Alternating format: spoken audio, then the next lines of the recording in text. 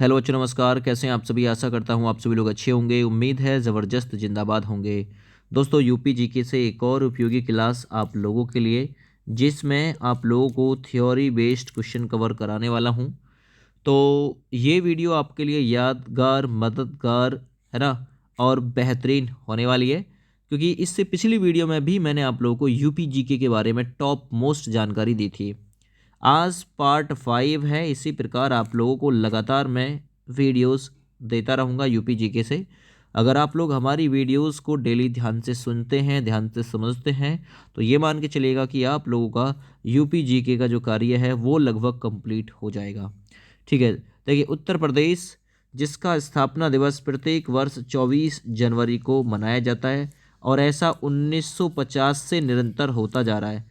यानी 24 जनवरी को प्रत्येक वर्ष उत्तर प्रदेश का स्थापना दिवस के रूप में सेलिब्रेट किया जाता है। उत्तर प्रदेश की मैं बात करता हूँ, बात है 9 नवंबर 2000 की।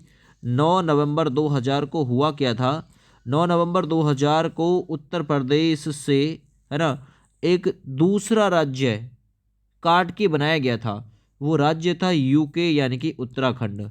उत्तराखंड राज्य उत्तर प्रदेश से ही कट के बना था, जिसमें 13 जिले कटे थे उत्तर प्रदेश की। 9 नवंबर 2000 को, है ना, उत्तराखंड राज्य को बनाया गया था, और राजधानी उत्तराखंड की देहरादून रखी गई थी। देखिए, मैं आज थोड़ा सा आप लोगों को बता के चलूँगा कि जो उत्तर प्रदेश की स्थिति है, अगर वो भारत के मैप के अनुसार देखी जाए, तो उत्तर प्रदेश भारत के उत्तर मध्य में स्थित है। भारत के उत्तर मध्य में स्थित है, उत्तर मध्य में, यहाँ पे मान के चलना। ठीक है ना। और मैं बात करता हूँ, इसकी एक कंट्री के साथ उत्तर प्रदेश की सीमा लगी हुई है। वो कंट्री आप लोग यहाँ देखेंगे, मैप से भी समझाने की कोशिश करूँगा। देखो, ये अपना उत्तर प्रदेश है, और ये रही यहाँ पे कंट्री। इस कंट्री का नाम है दोस्त नेपाल। नेपाल के साथ जो सीमा है वो साझा होती है, और नेपाल के साथ लगभग जो सीमा साझा होती है वो 579 किलोमीटर के आसपास की सीमा साझा होती है उत्तर प्रदेश की। ये आप लोग इससे जोड़ के थोड़ा सा याद रखिएगा। अगर मैं बात उत्तर प्रदेश के अक्षांशीय व देशांतरीय विस्तार की करूं, तो उत्तर प्रदेश का जो अक्षांशीय विस्तार है वो 23 डिग्री 52 मिनट से 31 डिग्री 28 मिनट, है ना, 28 मिनट उत्तरी अक्षांश तक, तथा 77 डिग्री से 30 डिग्री 77 डिग्री से, अगर मैं बात करता हूँ, 84 डिग्री 39 मिनट तक पूर्वी दिशांतर का जो भाग है वो फैला हुआ है। आगे मैं बात करता हूँ उत्तर प्रदेश की लंबाई की, कि उत्तर प्रदेश की जो लंबाई है वो कितनी है। अगर मैं बात उत्तर प्रदेश की लंबाई की करूँ, तो लंबाई उत्तर प्रदेश की, पश्चिम से पूर्व की मैं बात करता हूँ, तो पश्चिम से अगर मैं पूर्व की बात करता हूँ तो 650 किलोमीटर का दायरा आता है। अगर इसी में मैं चौड़ाई उत्तर से दक्षिण की ओर बात करता हूं, तो उत्तर से दक्षिण ये जो किलोमीटर का दायरा बैठता है वो 240 किलोमीटर के आसपास का बैठता है। तो चौड़ाई 240 हो गई, लंबाई 650। अगर यही मैं बात करता हूं उत्तर प्रदेश के क्षेत्रफल की, तो उत्तर प्रदेश का जो क्षेत्रफल है वो उत्तर प्रदेश के पास में पूरे भारत का लगभग 7.33% के आसपास है। ये यूपी पुलिस में पूछा गया था पिछली बार क्वेश्चन, कि उत्तर प्रदेश के पास क्षेत्रफल कितना है, तो 7.33%। अगर मैं वर्ग किलोमीटर की बात करता हूं, तो 2,40,928 वर्ग किलोमीटर क्षेत्रफल उत्तर प्रदेश के पास है ना, जो कि कुल भारत के क्षेत्रफल का 7.33% आता है। ठीक है। अब मैं बात क्षेत्रफल के अनुसार करता हूं, तो क्षेत्रफल में सबसे बड़ा राज्य भारत का आरजे, यानी कि राजस्थान। उससे छोटा जो है, उससे छोटा है एमपी। एमपी से छोटा है एमएच, यानी महाराष्ट्र। और महाराष्ट्र से छोटा आएगा अपना यूपी। तो क्षेत्रफल के मामले में चौथे स्थान पे आता है यूपी। भारत में उत्तर प्रदेश चौथे स्थान पे आता है। थोड़ा सा मैं यही आप लोगों को और समझाने की कोशिश करूंगा। देखिए, इसमें इसने ये पूछा है कि उत्तर प्रदेश का सबसे उत्तरी जिला कौन सा है? तो देखो सबसे उत्तर में कौन सा जिला है, क्योंकि अगर हम दिशाओं का चार्ट बनाते हैं तो दिशाओं का चार्ट कुछ इस टाइप से आपको देखने के लिए मिलेगा, इस टाइप से बनेगा आपका दिशाओं का चार्ट, ठीक है ना। और अगर मैं ये बोल रहा हूँ तो बिल्कुल गलत बोल रहा हूँ कुछ क्योंकि इस टाइप से कुछ ये दिशाओं का चार्ट बनेगा, ठीक है, इस टाइप से आप लोगों का बनेगा। दूसरा, अगर मैं सबसे उत्तरी जिले की बात करता हूं तो उत्तर प्रदेश का सबसे जो उत्तरी जिला है वो है सहारनपुर। ये देखो सबसे उत्तरी जिला सहारनपुर है। फिर सबसे दक्षिणी जिला कौन सा है? तो वो सोनभद्र है। ये देखो यहाँ पे सोनभद्र है, जो झारखंड, बिहार इत्यादि मध्य प्रदेश आदि से लगा हुआ है, ठीक है ना। तो ये आप लोगों को और इसमें थोड़ा सा जोड़ के याद रखना है। अगर मैं अब बात करता हूं पूर्वी जिले की, कि जी पूर्वी जिला कौन सा है उत्तर प्रदेश का, ठीक है ना। चलो मैं पूर्वी जिले की यहां से बात करता हूं तो देखो सबसे पूर्वी जिला जो है वो है बलिया, ये रहा यहाँ पे बलिया। और अगर मैं सबसे पश्चिमी जिले की बात करता हूं कि सबसे पश्चिमी जो जिला है वो उत्तर प्रदेश का कौन सा है, तो देखिए सबसे पश्चिमी जो जिला है वो है यहाँ उत्तर प्रदेश का शामली। शामली, अब मैं इसे ट्रिक से आपको याद कराने की कोशिश करूंगा, ट्रिक से समझिए। देखिए ये कुछ इस टाइप से उत्तर प्रदेश की दिशाओं का वर्णन हम लोग करने वाले हैं। सबसे पूर्वी जिला पूछे तो देखिए पूर्व की जो जिला या पूर्वी जिला वो बिहार से बिल्कुल सटा हुआ है, वो है बलिया। पूर्व में जाना बलिया है भाई, बढ़िया है, ऐसे याद रखो, है ना। पश्चिम में शाम होती है, तो पश्चिमी जिला कौन सा है दोस्त? वो है शामली। तो उत्तर प्रदेश का पश्चिमी जिला शामली है। उत्तर देने में बहुत सहारा मिलता है तो उत्तरी जिला सहारनपुर है, ट्रिक से भी जोड़ रहा हूं। सोना यानी सोनभद्र, है ना, दक्षिण की तरफ पैर करके सोना यानी सोनभद्र जो है ना, तो वो बिल्कुल उत्तर प्रदेश का सबसे दक्षिणी जिला है। ये आप लोग बिल्कुल टच कर गए, ये क्वेश्चन आप लोगों से पूछे जा सकते हैं, ठीक है भैया। अब मैं थोड़ा सा यहाँ आप लोगों को और कुछ चीज़ याद कराने की कोशिश करूंगा, याद करिएगा, याद होगा आप लोगों को पक्का। स्नेक लाइन बोली है, ये तो पूर्वी पश्चिमी तो हो गए। उत्तर प्रदेश की सीमावर्ती राज्य है। अगर मैं बात सीमावर्ती राज्य की करता हूं तो सीमावर्ती राज्यों की संख्या है 8, ठीक है ना, 8 राज्य है। एक यूनियन टेरिटरी अर्थात संघ शासित प्रदेश भी उत्तर प्रदेश की सीमा को स्पर्श करता है, तो वो होगा दिल्ली, है ना। दिल्ली वो केंद्र शासित प्रदेश है जिससे उत्तर प्रदेश की सीमा साझा होती है। अब मैं यहाँ आप लोगों को थोड़ा सा समझाने की कोशिश करूंगा। सीमावर्ती राज्यों में हिमाचल प्रदेश, देखिए उत्तर प्रदेश से हिमाचल प्रदेश की सीमा लगती है, ठीक है। हिमाचल प्रदेश की सीमा देखो ये ऊपर आप लोगों को दिखाई नहीं देगा, छोटा सा है। चलो मैं और यहाँ दूसरा मैप लगाने की कोशिश करता हूँ, तो अगर आप लोग समझ पाए तो देख रहा हूँ कौन सा मैप आपके लिए सूटेबल हो सकता है। कई सारे मैप मैंने लगाए हैं,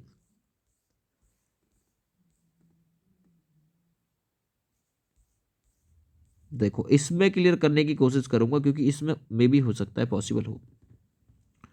देखो अब यहां आया है उत्तर प्रदेश की सीमावर्ती राज्य, तो देखो ये अपना उत्तर प्रदेश, ये उत्तर प्रदेश कहां से कहां तक, ये उत्तर प्रदेश कुछ इस टाइप से बना हुआ है, ये वाला, ये कुछ उत्तर प्रदेश का शेप टाइगर की तरह है ये।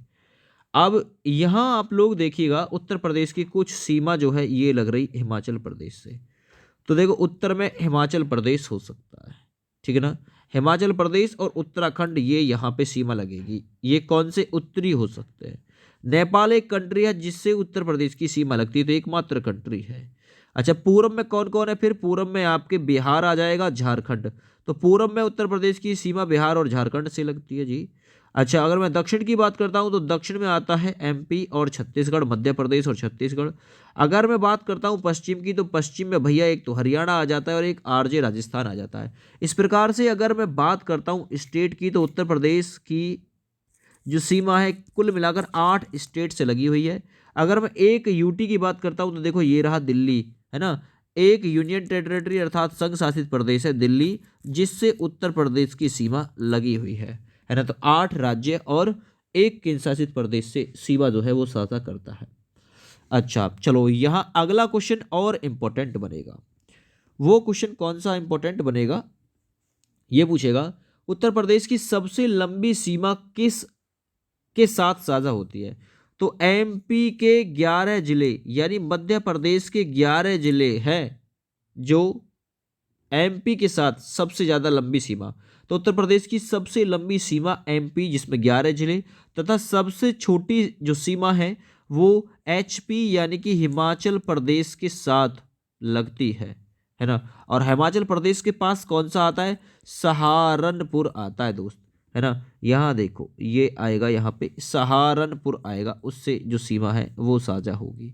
ठीक है भैया, चलो बहुत बढ़िया। सहारनपुर की देखो ये साझा हुई, सहारनपुर की हिमाचल प्रदेश से, ऊपर देखो।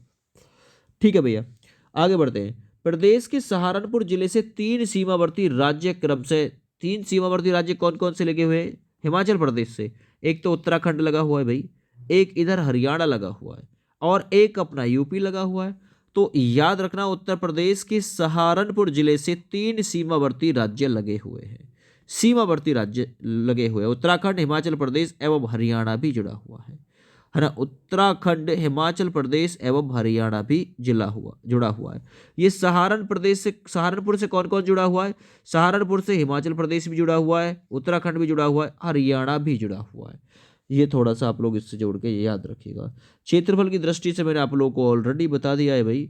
अब मैं बात करता हूँ उत्तर प्रदेश से लगे या विभिन्न राज्यों से लगे उत्तर प्रदेश के जिले कौन कौन से हैं। अब मैं एमपी से बात करता हूँ कि एमपी से कौन कौन से जिले लगे हुए हैं यूपी के। तो एमपी से देखिए मैं बात करता हूँ तो एमपी यानी मध्य प्रदेश से जो सीमा लगती है वो किस किस की लगती है, तो ये एमपी का हिस्सा है, ये रहा एमपी। यहाँ आप लोग देखेंगे समझेंगे कौन कौन सा लगा हुआ है। तो देखिए ये सोनभद्र का जिला एमपी से टच है, ठीक है ना। मिर्जापुर का जिला एमपी से टच है। अच्छा, प्रयाग इलाहाबाद का जिला एमपी से टच है। चित्रकूट है बिल्कुल एमपी से टच है। अच्छा जी, बांदा बिल्कुल टच है, बांदा जनपद ये टच है। आगे महोबा की बात करते हैं तो महोबा टच है, ठीक ना। झांसी भी टच है बिल्कुल, ललितपुर भी टच है, ये आपके यहाँ से टच है।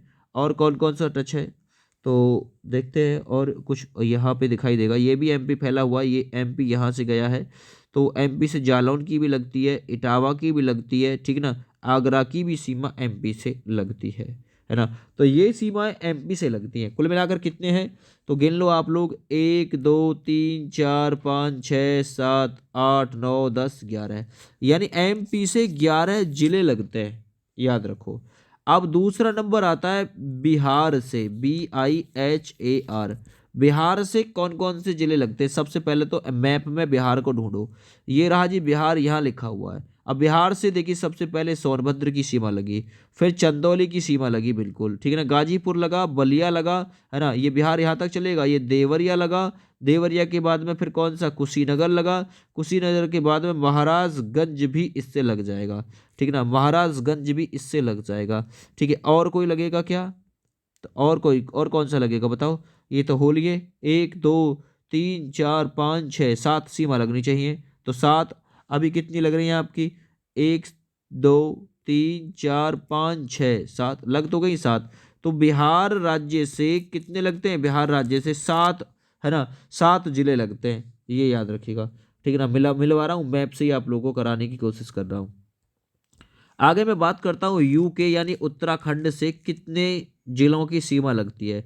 सबसे पहले मैप में उत्तराखंड ढूंढो, देखो ये रहा उत्तराखंड, मैप से आप लोग समझिए। उत्तराखंड सबसे पहले जनपद लगता है पीलीभीत, ये खींच दिया मैंने। पीलीभीत के बाद में बरेली आता है 2 नंबर, फिर अगला नंबर रामपुर उत्तराखंड से लगता है यूके से, ठीक ना। मुरादाबाद भी लगता है उत्तराखंड से, बिजनौर लगता है, सहारनपुर लगता है, ठीक ना। मुजफ्फरनगर भी ये लग रहा जी इससे, ठीक ना।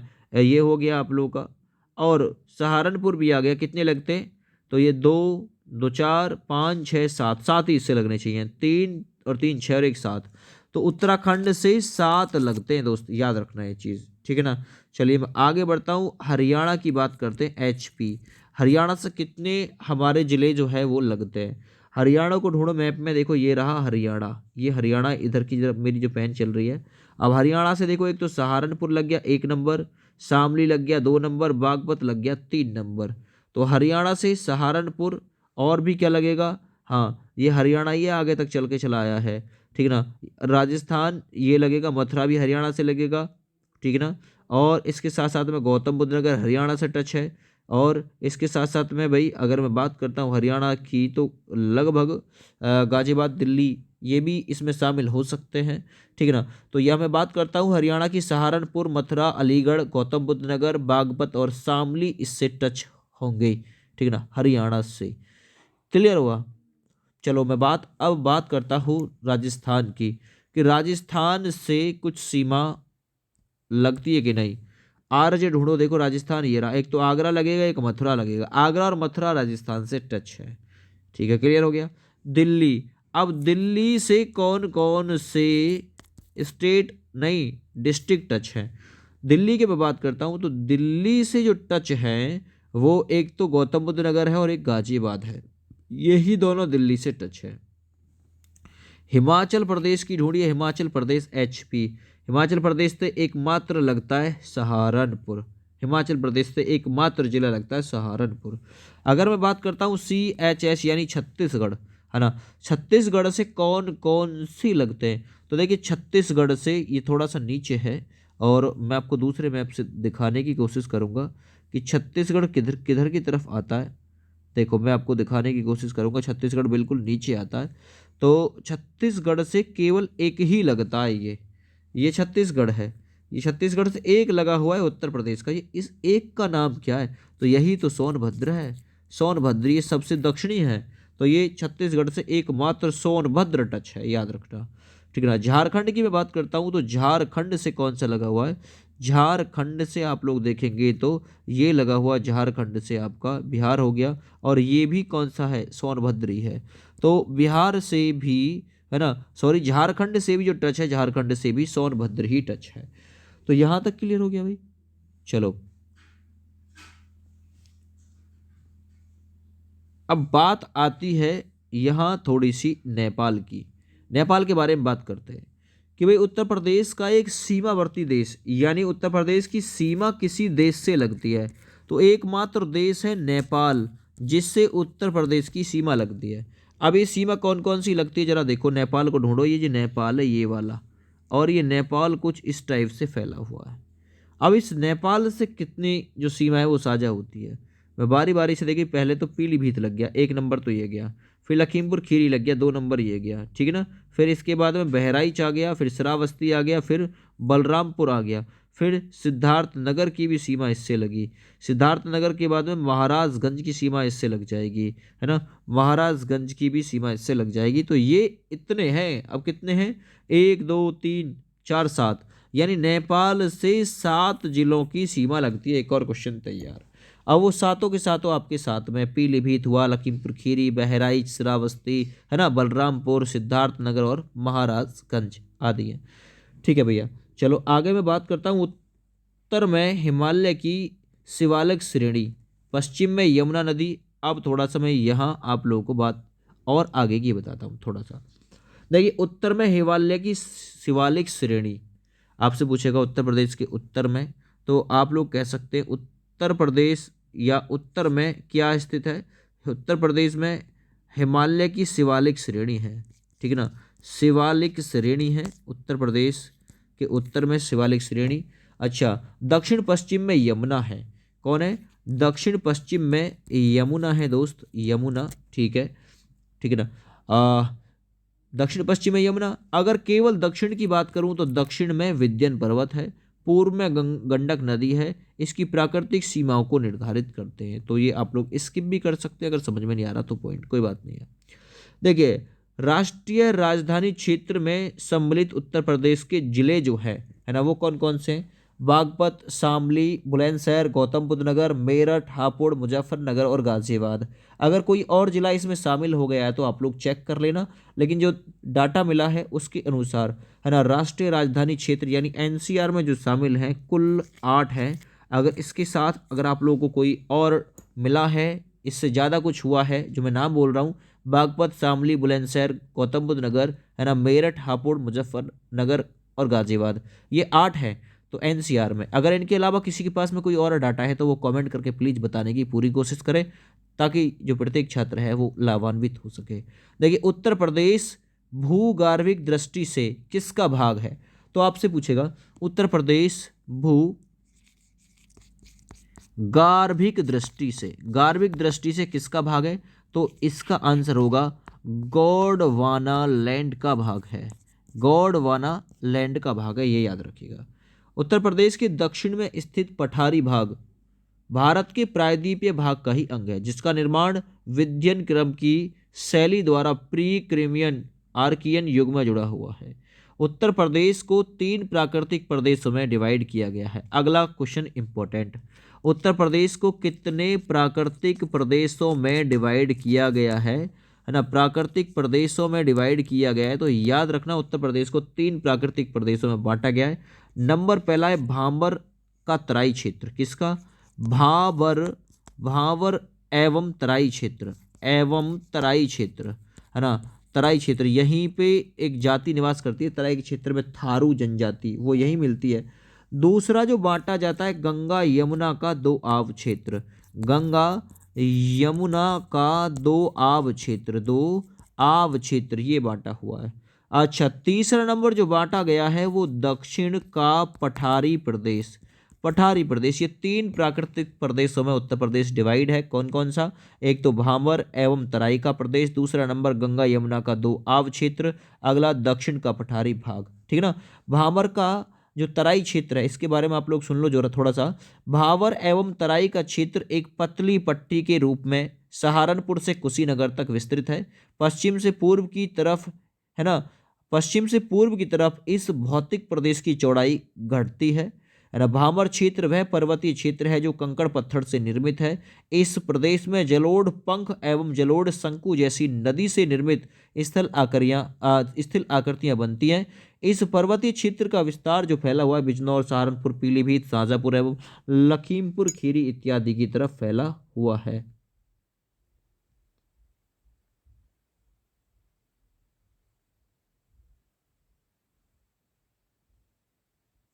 भामर क्षेत्र के दक्षिण में तराई का क्षेत्र पड़ता है। भामर क्षेत्र में लुप्त नदियां तराई क्षेत्र में फिर से प्रकट होती हैं। तराई क्षेत्र दलदली एवं गाद मिट्टी वाला क्षेत्र होता है जो महीन अवसादों से निर्मित है। यह क्षेत्र वन एवं लंबी घासों से ढका हुआ रहता है। अब जो गंगा यमुना का दो आव क्षेत्र है ये क्या है, जरा इसके बारे में सुन लो थोड़ा सा। गंगा यमुना के विस्तृत मैदानी भाग को बनावट के आधार पर 3 उप विभागों में विभाजित किया जा सकता है, जिसमें गंगा यमुना का ऊपरी मैदान, गंगा नदी की बेसिन का मध्यवर्ती मैदान तथा गंगा का पूर्वी मैदान सम्मिलित है। गंगा यमुना के मैदान का निर्माण काप मिट्टी से हुआ है। तो ये क्वेश्चन पूछ लेगा, गंगा यमुना का जो दो आब है ना, इसका निर्माण किस मिट्टी से हुआ है, तो याद रखना कॉप मिट्टी से हुआ है दोस्त, काप मिट्टी से, ठीक ना, याद रखना है, ये पूछ सकता है आप लोगों से। अच्छा, जिसकी लंबाई 500 किलोमीटर तथा चौड़ाई 80 किलोमीटर है। इस प्रदेश की समुद्र तल से औसत ऊंचाई जो है वो है 300 मीटर, 300 मीटर है दोस्त, याद रखना। अच्छा, गंगा यमुना के मैदानी जो प्रदेश का विस्तार है सहारनपुर, बिजनौर, बदायूं, बरेली, आगरा, मैनपुरी आदि जिलों तक, जबकि गंगा के पूर्वी मैदान का विस्तार वाराणसी, जौनपुर, गाजीपुर, भदोही, बलिया आदि तक फैला हुआ है। चलो अगला नंबर जो आता है वो पहुंचता है किसकी तरफ, दक्षिण का पठारी प्रदेश की तरफ। दक्षिण के पठारी प्रदेश की तरफ ये मामला जो है वो फैलता है। और इससे पहले मैं आप लोगों को थोड़ा सा और यहाँ पे कवर कराने की कोशिश करूँगा। देखिए, जो दूसरा नंबर था ना गंगा यमुना का दोआब क्षेत्र, उससे रिलेटेड एक क्वेश्चन आप लोगों को याद कराऊंगा, इंपॉर्टेंट क्वेश्चन है, पूछ सकता है। गंगा यमुना के मैदानी प्रदेश की मिट्टी को 2 भागों में बांटा गया है, जिसमें प्राचीन जलोढ़ मिट्टी को बांगर कहा जाता है। क्या कहा जाता है दोस्त, प्राचीन जलोढ़ मिट्टी को बांगर कहा जाता है, और जो नई मिट्टी होती है उसे खादर नाम दिया जाता है। दोनों ही क्वेश्चन, नवीन जो मिट्टी है, नई मिट्टी है, उसे खादर, जो पुरानी मिट्टी है ना, जलोढ़ मिट्टी, उसे बांगर नाम दिया जाता है, ये याद रखना, ठीक है ना भैया। चलो, और देखो एक क्वेश्चन आप लोग जोड़ना है, बुंदेलखंड में क्वेश्चन इंपॉर्टेंट याद कराऊंगा, चलास, बुंदेलखंड में चलास नामक घास मुख्य रूप से पाई जाती है। तो आपसे पूछेगा चलास नामक घास कहाँ मिलती है, बुंदेलखंड में। ये थोड़ा सा आप लोग इससे जोड़ के याद कर लीजिएगा। अब मैं इससे आप लोगों के थोड़े से क्वेश्चन लेने की कोशिश करूंगा। आपसे पूछेगा बुंदेलखंड आर्थिक क्षेत्र में जनपदों की संख्या कितनी है, तो आपसे पूछेगा बुंदेलखंड आर्थिक क्षेत्र में जनपदों की संख्या कितनी है, वहाँ ऑप्शन आपको 5, 6, 7 या 8 देगा। तो ऐसे में ऑप्शन आप लोग के 7 हो जाएंगे, बिल्कुल सही है ना। बुंदेल आर्थिक क्षेत्र में जनपदों की जो संख्या है वो 7 है, जिसमें चित्रकूट, बांदा, महोबा, हमीरपुर, जालौन, झांसी और ललितपुर का जो भूभाग है वो बुंदेलखंड में आता है। उत्तर प्रदेश का कौन सा क्षेत्र आद्य कल्प की प्राचीनतम शैलियों से बना हुआ है ना। तो याद रखना ये चीज, ये भी पूछ सकता है कि कौन सा क्षेत्र है जो आद्य, है ना, कल्प की, आद्य कल्प की प्राचीनतम शैलियों से निर्मित है। नाम है बुंदेलखंड। नाम क्या है दोस्त, बुंदेलखंड नाम है, याद रखना ये चीज पे। बुंदेलखंड नामक क्षेत्र निम्न में से किस सीमा के अंतर्गत आता है। तो याद रखना उत्तर प्रदेश, है ना, और उत्तर प्रदेश में भी मध्य प्रदेश की सीमा में आता है बुंदेलखंड। उत्तर प्रदेश के निम्न में से कौन सा क्षेत्र सर्वाधिक बाढ़ से प्रभावित क्षेत्र है। तो सबसे ज्यादा जो बाढ़ आती है उत्तर प्रदेश के पूर्वी प्रदेश की तरफ ही आती है ना, पूर्वी क्षेत्र की तरफ ही आती है। ये आप लोग थोड़ा सा इसमें याद रखिएगा, ठीक है ना भैया। चलो बहुत बढ़िया।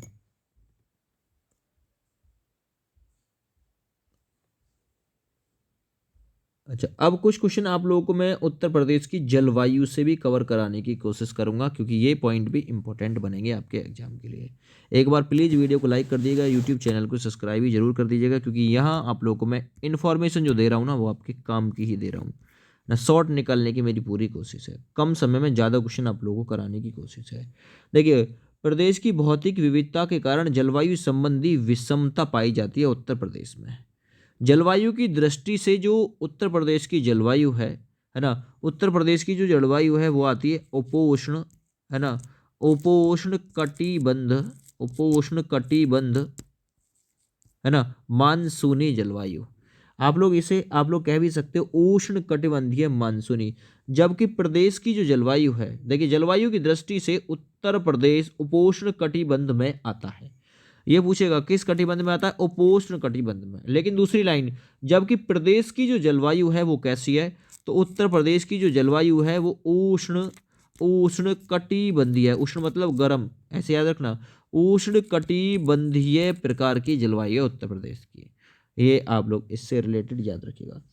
उत्तर प्रदेश को दो जलवायु प्रदेशों में वर्गीकृत किया जाता है। आपसे पूछेगा उत्तर प्रदेश कितने जलवायु क्षेत्रों में बटा हुआ है, दो जलवायु क्षेत्र में। अगर मैं बात करता हूं प्रथम की, तो प्रथम में आता है उष्ण, है ना, प्रथम में आता है उष्ण, और है ना उष्ण एवं आर्द्र जलवायु। तो उष्ण एवं आर्द्र आता है प्रथम में, आर्द्र मतलब नमी वाली। अच्छा, द्वितीय क्षेत्र में क्या आता है, तो द्वितीय क्षेत्र में आता है साधारण आर्द्र और उष्ण जलवायु, साधारण आर्द्र और उष्ण जलवायु। जबकि प्रथम में आता है उष्ण एवं आर्द्र, है ना, उष्ण एवं आर्द्र जलवायु प्रदेश, और द्वितीय में आता है साधारण आर्द्र एवं उष्ण जलवायु प्रदेश। ये दो पॉइंट आप लोग लिख लेना। अच्छा, आर्द्र एवं उष्ण प्रदेशों को पुनः दो भागों में बांटा जाता है। कैसे कैसे, अगर आपसे पूछे तराई प्रदेश की वार्षिक औसत वर्षा कितनी है, ये क्वेश्चन एज इट इज ऐसे के ऐसे ही मिल सकते हैं। ये बताओ तराई क्षेत्र की या तराई प्रदेश की औसत वार्षिक वर्षा कितनी है, कि वहां पे औसत वार्षिक वर्षा कितनी होती है तराई के क्षेत्र में। तो 120 से 180 सेंटीमीटर तक वर्षा होती है तराई के क्षेत्र में। अच्छा, पूर्वी प्रदेश की जो औसत वार्षिक वर्षा है, जो पूर्वी प्रदेश है वहाँ औसत वार्षिक वर्षा कितनी है, वो है 100 से 120 सेंटीमीटर। और तराई के क्षेत्र में है 120 से 180 सेंटीमीटर के आसपास का जो एरिया है वो आप लोग का बनता है। ठीक है भैया, आगे बढ़ता हूँ। साधारण आर्द्र एवं उष्ण जलवायु प्रदेश में मैदानी भागों में शामिल होती है, जहां औसत जो वर्षा होती है ना, मैदानी भागों में जो औसत वर्षा होती है वो 80 से 100 सेंटीमीटर होती है। तीन क्वेश्चन तैयार हैं। तराई के प्रदेश के क्षेत्र में औसत वर्षा तो आप कहेंगे 120 से 180 सेंटीमीटर। पूर्वी प्रदेश, है ना, औसत वार्षिक वर्षा पूर्वी प्रदेश में 100 से 120 सेंटीमीटर। और मैं बात अगर मैदानी भागों की करता हूं तो मैदानी भागों में 80 से 100 या 80 से 100 सेंटीमीटर की वर्षा होती है। ठीक ना। और यहीं पर पश्चिमी मैदानी क्षेत्र तथा बुंदेलखंड के पठारी भाग जो है वो शामिल होते हैं। आगे, उत्तर प्रदेश में मुख्यतः कितनी ऋतुएं पाई जाती हैं? तो याद रखना, उत्तर प्रदेश में जो ऋतुएं पाई जाती हैं, इंपॉर्टेंट क्वेश्चन हो जाएगा, ये 3 ऋतुएं पाई जाती हैं। 3 ऋतु। पहली ऋतु का नाम है ग्रीष्म ऋतु, है ना, ग्रीष्म ऋतु। दूसरी ऋतु का नाम है दोस्त वर्षा ऋतु। और तीसरी ऋतु का नाम है दोस्त शीत ऋतु, है ना, शीत ये ठंड वाली, ग्रीष्म मतलब गर्म वाली, और वर्षा का मतलब आप लोग समझ गए। तो उत्तर प्रदेश में 3 ऋतुएं मिलती हैं, आप लोग इससे याद रखिएगा, ठीक है ना भैया। चलो, अगर मैं यहाँ बात करता हूँ ग्रीष्म ऋतु की, तो जो ग्रीष्म ऋतु है ये मध्य मार्च महीने से जून मध्य तक चलती है। मैं थोड़ा सा यहाँ आप लोगों को समझाने की और कोशिश करूंगा। 3 ऋतु, इसमें ग्रीष्म जो ऋतु होगी ये कहाँ से स्टार्ट होगी? ये मध्य मार्च से स्टार्ट होगी, मध्य मार्च। और ये चलेगी कहाँ तक दोस्त? ये जून के मध्य तक चलेगी, जून के मध्य तक, जून मध्य तक चलेगी ग्रीष्म। अगर मैं बात करता हूँ वर्षा ऋतु की, है ना, वर्षा, और या फिर मैं आप लोगों को ये भी बता के चलूंगा, ग्रीष्म ऋतु में जो औसत टेम्परेचर होगा, वो औसत टेम्परेचर ग्रीष्म ऋतु के समय कितना होगा?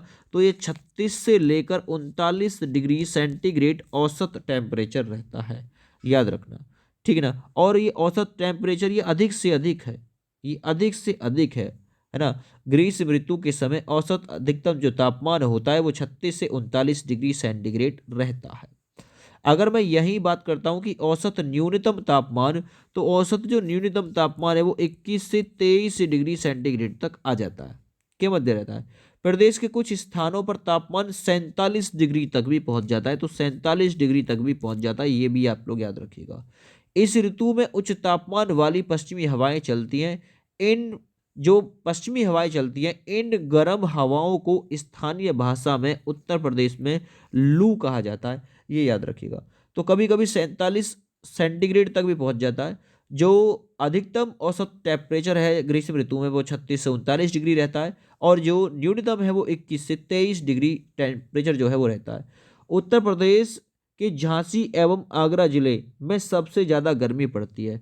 तो आपसे पूछेगा सबसे ज़्यादा गर्मी कहाँ पे पड़ती है? तो सबसे ज़्यादा जो गर्मी है वो झांसी में पड़ती है, और इसके साथ आगरा में सबसे ज़्यादा दोस्त गर्मी पड़ती है ना। जबकि सबसे कम गर्मी कहाँ पे पड़ती है? तो याद रखना, उत्तर प्रदेश में सबसे जो कम गर्मी पड़ती है वो बरेली में पड़ती है दोस्त, बरेली, बरेली में सबसे कम गर्मी पड़ती है उत्तर प्रदेश के, ये थोड़ा सा आप लोग याद रखिएगा। ग्रीष्म ऋतु में तापमान उच्च होने के कारण प्रदेश सहित पूरे उत्तर भारत में निम्न वायु दाब का क्षेत्र बन जाता है। तो आप याद रखना, किस दाब का? निम्न वायु दाब का क्षेत्र। परिणामतः मानसूनी हवाओं का आगमन हो जाता है। प्रदेश में वर्षा ऋतु जून के अंतिम सप्ताह से प्रारंभ होती है। अब ये आप लोगों का ये तो कंप्लीट हो गया ग्रीष्म ऋतु। अब मैं बात करता हूँ वर्षा ऋतु की। वर्षा ऋतु 3 ही ऋतुएं मिलती हैं उत्तर प्रदेश में। जो वर्षा ऋतु है वो जून महीने के अंतिम सप्ताह में प्रारंभ होती है। कब? जून महीने के अंतिम सप्ताह में, यानी कि जून के JUN, जून के अंतिम यानी कि 4th वीक में स्टार्ट होती है, याद रखो, 4th वीक में स्टार्ट होती है वर्षा ऋतु, और सितंबर के अंत तक चलती है, यानी SEP सितंबर के ये 3rd वीक तक चलती है, फिर 4th वीक तक, अंतिम सप्ताह तक चलती है, याद रखना। उत्तर प्रदेश की अधिकांश वर्षा दक्षिणी पश्चिमी मानसून से प्राप्त होती है। तो आपसे पूछेगा उत्तर प्रदेश में अधिकांश वर्षा कहाँ से प्राप्त होती है? तो इसमें आता है दक्षिणी पश्चिमी मानसून, मानसून के द्वारा उत्तर प्रदेश में सबसे ज़्यादा वर्षा होती है। प्रदेश की कुल वार्षिक वर्षा का 83% भाग, 83% भाग जो आता है वो मानसूनी, 83% भाग मानसूनी वर्षा से ही प्राप्त होता है, याद रखना। ये बात भी क्वेश्चन इंपॉर्टेंट है, पूछ सकता है। प्रदेश के भौतिक उच्छ्वास में विभिन्नता के कारण वर्षा के वितरण में भी विभिन्नता पाई जाती है। प्रदेश के पूर्वी मैदानी क्षेत्र में औसत जो वर्षा है, आपसे पूछेगा प्रदेश के पूर्वी मैदानी क्षेत्र में औसत वार्षिक वर्षा कितनी है? तो वह 112 सेंटीमीटर के आसपास ये औसत वार्षिक वर्षा है। औसत वार्षिक वर्षा, ये पूर्वी मैदानी क्षेत्र की औसत वार्षिक वर्षा आप लोगों को मैं बता रहा हूँ 112 सेंटीमीटर के आसपास है। तथा मध्यवर्ती जो मैदान है उसकी जो औसत वार्षिक वर्षा है वो 94% के आसपास है ना। मध्यवर्ती मैदानी भाग में वर्षा का क्षेत्रफल। ठीक है, ये पॉइंट क्लियर हुआ। आगे बढ़ते हैं। उत्तर प्रदेश के दक्षिण पठारी एवं पहाड़ी भागों में औसत जो वार्षिक वर्षा होती है ना, पहाड़ी व पठारी भागों में 91 सेंटीमीटर के आसपास होती है। 91 सेंटीमीटर के आसपास। जबकि पश्चिमी मैदानी क्षेत्र में जो औसत वार्षिक वर्षा होती है वो 84 सेंटीमीटर के आसपास होती है। ये भी याद रखिएगा। प्रदेश की संपूर्ण वर्षा का लगभग 60% जुलाई व अगस्त महीने में आता है। तो 60% कहाँ आता है दोस्त? ये जुलाई महीने में आता है और अगस्त महीने में आ जाता है। जुलाई और अगस्त में 60% वर्षा हो जाती है। प्रदेश का सर्वाधिक वर्षा वाला जो जिला है, ये इंपॉर्टेंट क्वेश्चन आएगा यहाँ से। देखिए, प्रदेश का सर्वाधिक वर्षा वाला जो जिला है वो है गोरखपुर। गोरखपुर सबसे ज़्यादा वर्षा होती है ना। और यहाँ जो औसत वार्षिक वर्षा है वो 184.7 सेंटीमीटर के आसपास होती है। जबकि सबसे जो कम वर्षा होती है उत्तर प्रदेश में वो मथुरा में होती है दोस्त। इस मथुरा में जो वर्षा होती है औसत वार्षिक वर्षा 54.4 सेंटीमीटर के आसपास औसत वार्षिक वर्षा होती है। सबसे ज़्यादा वर्षा 184.7 सेंटीमीटर के आसपास गोरखपुर, सबसे कम वर्षा जो होती है वो 54.4 सेंटीमीटर के आसपास मथुरा जनपद में होती है। और प्रदेश में शीत ऋतु का जो आगमन, अब बारी है शीत ऋतु को कवर करने की, है ना। जो प्रदेश में शीत ऋतु का जो आगमन होता है दोस्त, वो आगमन हो जाता है अक्टूबर महीने से, है ना। अक्टूबर महीने से इसका आगमन हो जाता है और ये फरवरी के अंत तक चलता है। फरवरी के अंत तक चलता है शीत ऋतु, यानी ठंडी जो ऋतु होती है। तीन ही प्रकार की ऋतु है, शीत, है ना, या ग्रीष्म और एक वर्षा ऋतु। ये तीन ऋतुआं उत्तर प्रदेश में आपको देखने के लिए मिलती है। ठीक है भैया। प्रदेश में सर्वाधिक ठंड जनवरी के महीने में पड़ती है। तो पूछ लेगा सबसे ज्यादा जनवरी के महीने में ठंड पड़ती है, याद रखना। शीत ऋतु में तापमान की जो दिशा होती है दक्षिण से उत्तर की ओर होती है। आपसे पूछ लेगा शीत ऋतु में जो टेम्परेचर की जो दिशा होती है वो दक्षिण से किस ओर चलता है? उत्तर की ओर चलता है, ये दिशा होती है ना। चलो बहुत बढ़िया। प्रदेश में शीत ऋतु के मध्य दक्षिणी पठारी क्षेत्र में जो औसत अधिकतम तापमान होता है वो 28.3 सेंटीग्रेड के आसपास होता है तथा न्यूनतम जो टेम्परेचर होता है वो 13.3 सेंटीग्रेड के आसपास होता है। जबकि मैदानी भागों में औसत अधिकतम तापमान 27.2 डिग्री सेंटीग्रेड तक होता है। कोई नहीं पूछ रहा है इस क्वेश्चन को, कोई ज़्यादा इंपॉर्टेंट नहीं है। शीत ऋतु में पश्चिमी विक्षोभ के कारण, है ना, प्रदेश के उत्तरी पश्चिमी क्षेत्रों में कुछ वर्षा होती है। ये क्वेश्चन यहाँ से इंपॉर्टेंट बनेगा।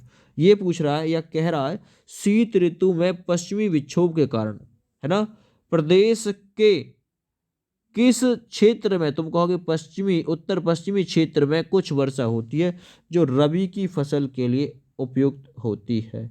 तो ये वीडियो का जो कार्य है आज यहीं पर समाप्त हो जाएगा। कल फिर से लेके आऊँगा आप लोग के लिए ऐसी ही मज़ेदार वीडियो बेहतरीन सवालों के साथ में। तब तक के लिए जय हिंद, वंदे मातरम।